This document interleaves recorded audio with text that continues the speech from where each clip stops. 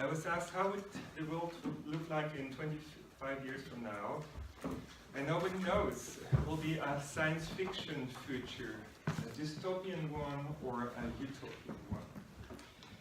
And I'll start with the dystopian one. So right now, Scientific American has this article, Will Democracy Survive Big Data and Artificial Intelligence? And I'm not the only one to worry. Martin Schulz, when he was the president of the European Parliament, said we now need to fight against the technological totalitarianism. And so what happened? Basically, our existential problems haven't been solved. And this starts from climate change and goes over the financial, economic, and spending crisis, and conflict and war, mass migration, terrorism, and all of that has a root cause, which is the lack of sustainability. We are overusing resources, and that creates a lack of resources elsewhere, and as a result, that produces conflict and war and mass migration, terrorism, and all these kind of things. So if we want to live in a better future, then we need to solve this problem, the sustainability problem. We know about that since the 70s at least, with the limit of growth to growth study, and also Global 2000, which was issued by Bill Clinton. And those studies basically predict that sooner or later the economy would collapse, and there would be population collapse too. The economic collapse could happen pretty soon, population collapse from the 2030s or so, and that's why there are books like this saying that we need to learn to die in these times. And in fact, the Pentagon is already preparing for mass civil breakdown. In order to mitigate this, basically what people seem to have said is that we need to know where all the resources are and who is using them, and as a result of that, basically a digital panopticon has been built, something like an eco-totalitarianism mass surveillance system that would even look into our fridges and living rooms, as we've just learned with the last WikiLeaks revelation. So, well, 7 revelations basically say that all our digital devices are being hacked. What we can say for sure is that we're experiencing currently a perfect storm. Within just a couple of years, we've seen a lot of new digital technologies that have great potential, no question, such as cloud computing, big data, artificial intelligence, cognitive computing, robotics, Internet of Things, blockchain technology, 3D printing, to mention just a few of them. Zooming into big data, within just 1 minute, we are sending 700,000 Google queries. Google believes to know what we're thinking before we know ourselves. Facebook is being used by 500,000 people who are sending posts within a minute. And as we go shopping, as we move around, that also leaves data traces, and taken all together, that produces really big data. And this big data is being processed by AI systems. Artificial intelligence is exponentially increasing with time, and within about 20 years' time, people expect to have computers that would be smarter than humans. Some people even claim that in 9 years we would be able to buy a computer for $1,000 that would be as smart as a human. Maybe there are already super intelligent computers, hard to say. Military would know better. But we know that computers are better chess players already for a number of years. And robots are better workers in many areas. They don't get tired, they don't complain, they don't have to pay any taxes. Most likely we'll have better drivers, automated cars pretty soon. And cognitive computers can do medical diagnosis often better than doctors. And these systems can also answer questions better, at least those that already have an answer. So, without any doubt, these will be useful tools for us. And as those intelligent machines get smarter, there will be like teammates and eventually coaches that tell us how to improve and what we are doing wrong, and eventually the question is, would they be our bosses? And if we extrapolate even further into the future, one could ask, would it now be possible to optimize the world? To figure out the best possible plan, and then we would just have to do it like a benevolent dictator, some people suggest, or like a wise king in a data-driven way. And in fact, even The Economist said that Mark Zuckerberg has imperial ambitions with Facebook. IBM's Watson was proposed for US president, and Google wants to reprogram the state. So basically, at the moment, companies are working on operating systems, not just for computers and smartphones, but for society. And they would operate even people.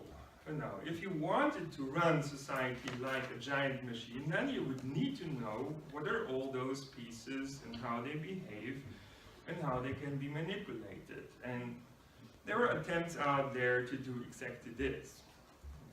As you know, I'm quite critical about them, but I will explain how it works. So you would need machine learning approaches such as deep learning and run these algorithms on big data. These big data would include personal data of all of us, you and me. They would know probably more than you know about yourself or your friends. And this would allow basically to personalize information that we get. In this way, it can basically steer our attention, and with this also our opinions, emotions, our decisions, and our behavior. And this is also becoming interesting for politics, where we talk about nudging. And when combined with big personal data, then we call it big nudging. Now, if you think this is not of any concern to you, you're probably wrong. You cannot really protect yourself from stealing your personal data. Whenever you use your browser, whenever you read the news, data are being delivered to companies that you don't even know of in most cases.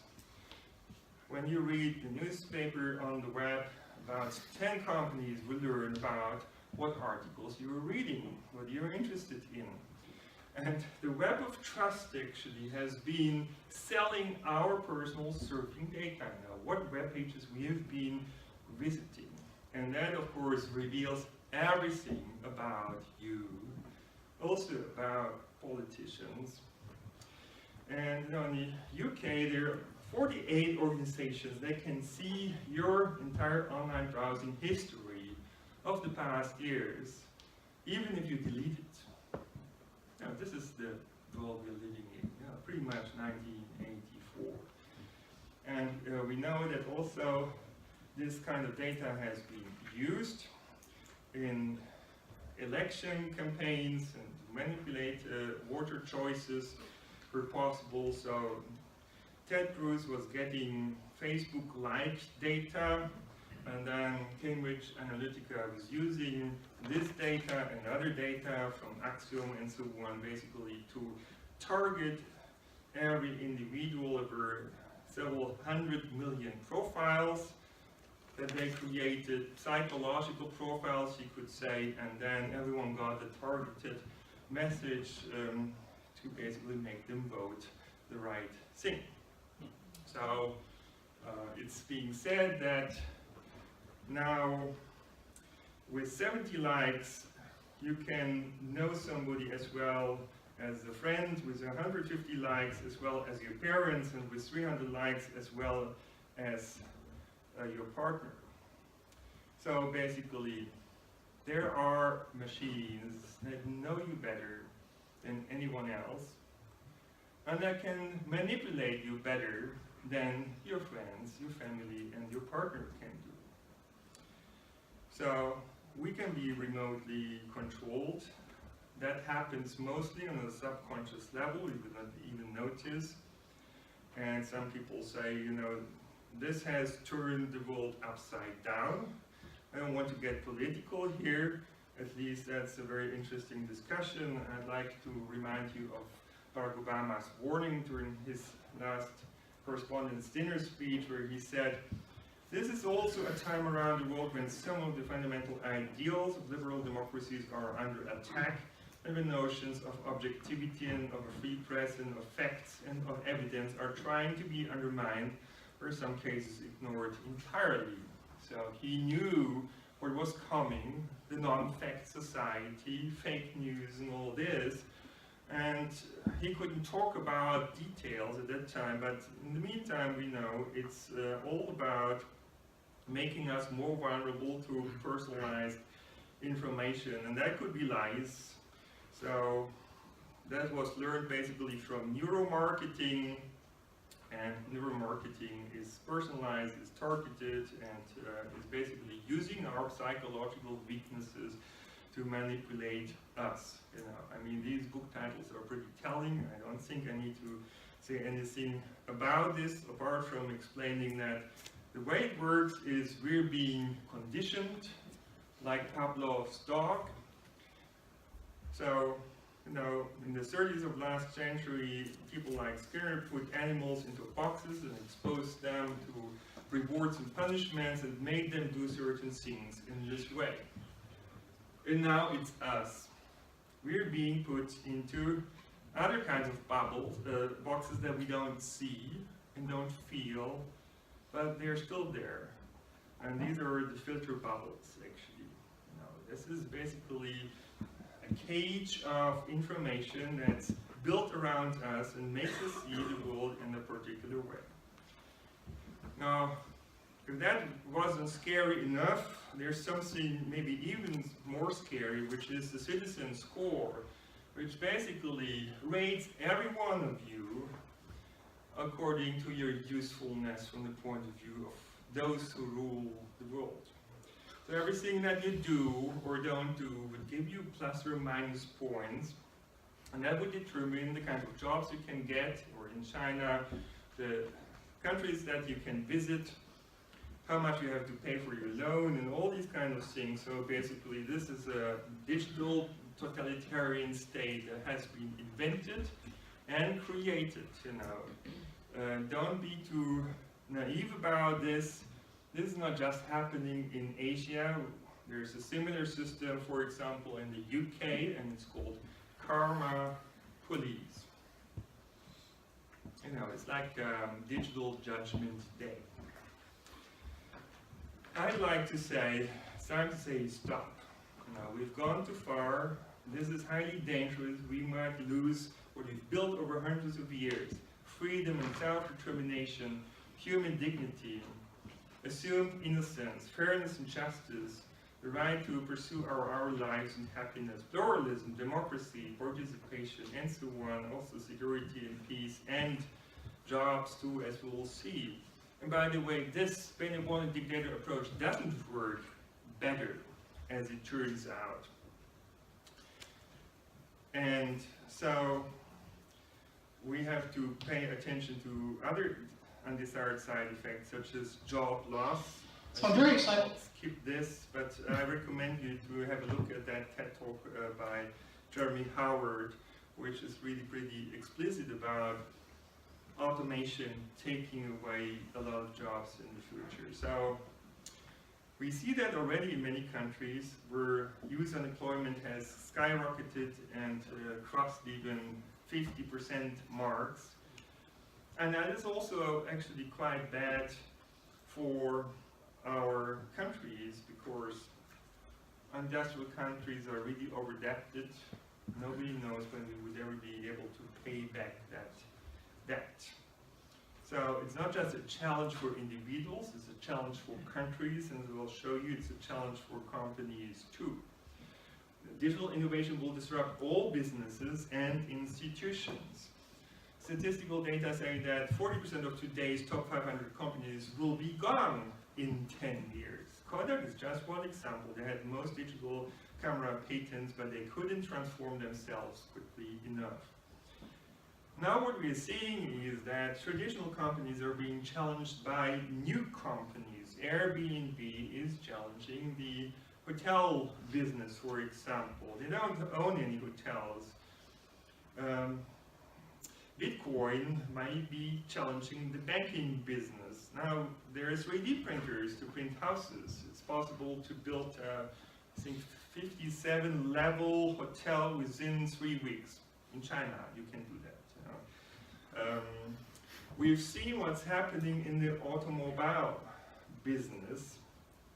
Suddenly, people are talking about completely different companies, such as Tesla, which kind of reinvented the vehicle in an electrical way, and Uber came up with this concept of transport on demand, or transport as a service, and Google came up with those self-driving cars.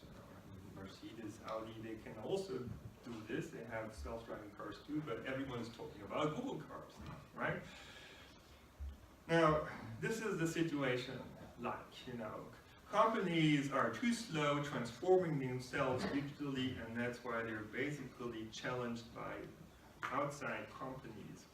And so the only way to survive this is by disrupting the disruptors. Europe needs to come up with a different strategy, coming up with a Silicon Valley strategy 30 years later or something could never work, So the Americans themselves have actually realized that the first phase of the digitization didn't create prosperity for everyone, or even just growth of the US GDP to a considerable extent.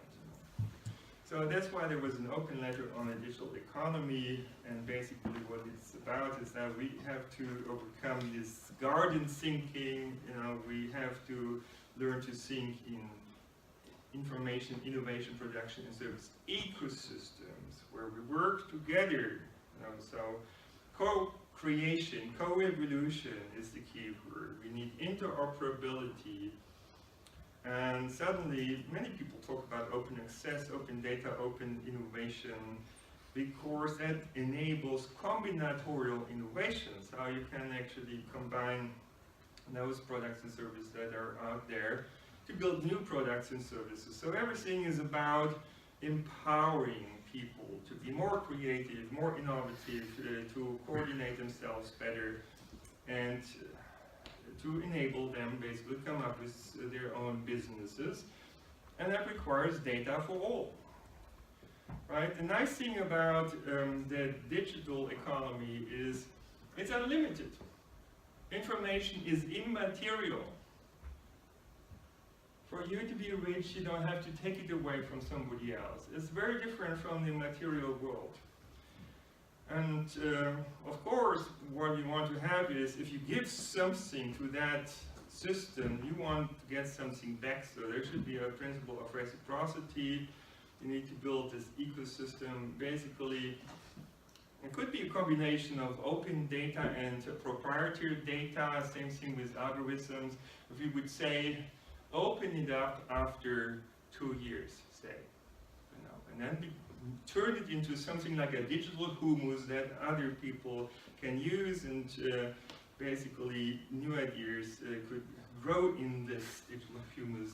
What you've given away would kind of boost the entire system. You would benefit from what other people are giving away. So all of this is about learning how to bake bigger cakes, not about quarreling about the pieces of the cake as we've done in the past. And if we learn this digital thinking, then there are opportunities everywhere. Education for example, I'll go a bit quicker. So it's happening mainly outside today's school and university systems. Online learning platforms, museums, fab labs. We have a wonderful one in Amsterdam, for example, which I like to visit quite often. Innovation for how to boost innovation. Now, if we have to reinvent half of our economy within, say, 30 years, how can we do that? We have to have much higher innovation rates, so open innovation is important, but also we need to think crowdfunding further, and this would allow us really to use the wisdom of crowds. And the way to do it, I believe, is something that I call democratic venture capitalism. Sustainability 4.0. The United Nations says we have 13 years basically to fix these problems. 13. That's not much. We really have to hurry up to reduce CO2. We have to come up with new vehicles, new energy sources. We have to reinvent living and transportation. We would need to have reconfigurable space that allows for living and working. It requires robotic furniture to turn basically a sleeping room into an office, into a living room, into a meeting room, and so on. And we would have new technologies that allow us to work together over distances. And in fact, holographic technologies are now one space to available. another in real time.